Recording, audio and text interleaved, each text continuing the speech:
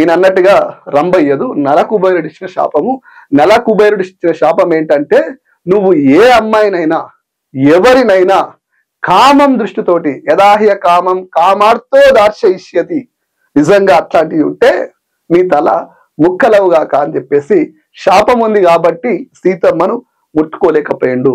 ఇంకో క్వశ్చన్ ఏమంటాడు, మరి సీతమ్మను ఎట్లా పట్టుకపోయిండు అంటే, సీతమ్మను పట్టుకపోయినప్పుడు కామం దృష్టి ఉండదు. చిన్నపిల్ల ఇంట్లో పిల్లలు ఉంటారు, అక్కలు ఉంటారు, కాళ్ళు మొక్కుతుంటాం, ఏదైనా పని చేసినప్పుడు కామం ఉంటుందా? రావణాసురుడు రామునికి కనిపిస్తే ఏడ చంపుతాడో అన్న భయంతో దొంగతనానికి చేసినవాడు ఎట్లుంటాడు?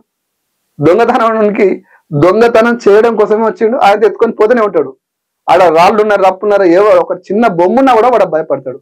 అట్లాంటిది సాక్షాత్తు రాముడే ఉన్నాడు అన్న భయంలో సీతమ్మను ఎత్తుకపోతాడు, కానీ కామం దృష్టి టైంలో కాదు. నిజంగా ఎత్తుకపోయేటప్పుడు, అట్లా పట్టుకపోయేటప్పుడు నిజంగా వాస్తవంగా పట్టుకొనే పోతాడు, కానీ పట్టుకపోయేటప్పుడు కామం అనే ఆలోచన వచ్చి ఉంటే అప్పటికే ఆయన తల 7 ముక్కలయ్యేది.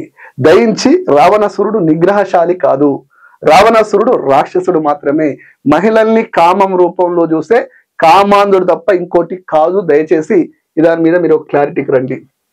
దయచేసి రాధా మనోహర్ గారు, నిజంగా ఎంతో మంది మిమ్మల్ని కామెంట్ చేస్తారు, ఎంతో మంది మిమ్మల్ని బ్లేమ్ చేస్తారు, ఎంతో మంది మిమ్మల్ని తిడతారు కూడా.